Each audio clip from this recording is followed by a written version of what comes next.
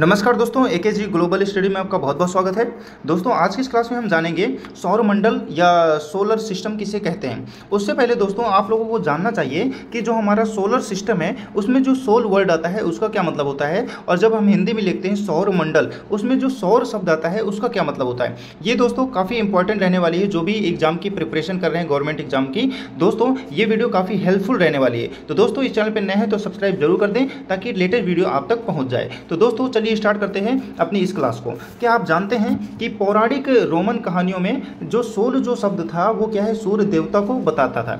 यानी आप पौराणिक रोमन कहानियों को पढ़ेंगे उसमें सोल शब्द आता है, वो उसका क्या मतलब होता है, सूर्य देवता।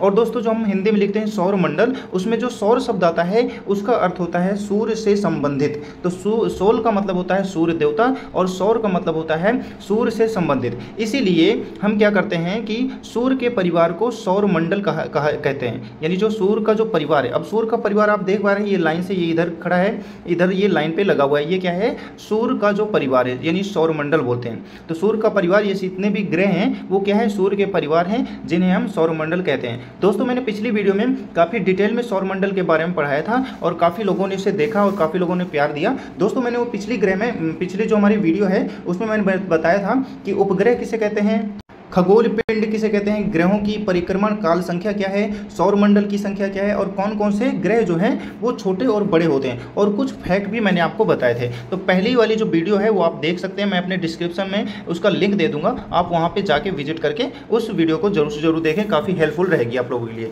तो दोस्तों अब देखो शब्द की उत्पत्ति कैसे होती है। दोस्तों जो शब्द होते हैं उसकी उत्पत्ति कैसे होती है, तो ऐसे बहुत से शब्द जिनका उपयोग हम अपने लाइफ में करते हैं लेकिन उनका जो यूज़ होता है वो दूसरी कंट्री से आया हुआ होता है। यानी ऐसे बहुत से शब्द जिनका उपयोग हम एक भाषा में करते हैं अक्सर वो दूसरी भाषाओं से लिए गए होते हैं। तो दोस्तों जैसे बहुत सारे शब्द हैं, मैं आपको एग्जांपल लेके बता देता हूं।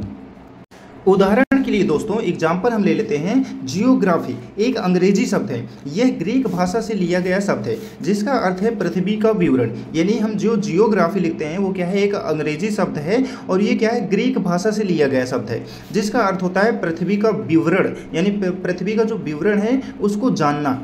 यह दो ग्रीक शब्दों से मिलकर बना है जिसमें जीई यानी जीई शब्द का अर्थ है पृथ्वी एवं ग्राफिया का अर्थ होता है लिखना। तो दोस्तों जीई जो शब्द आता है ना, जियोग्राफी हम जब लिखते हैं तो जीई शब्द आता है, उसका अर्थ होता है पृथ्वी यानी अर्थ क्या है, प्लैनेट यानी ग्रह, और ग्राफिया का मतलब होता है दोस्तों लिखना। तो दोस्तों आई होप ये जियोग्राफी का आपको वर्ड पता चल गया होगा, शब्द कहाँ से आया है।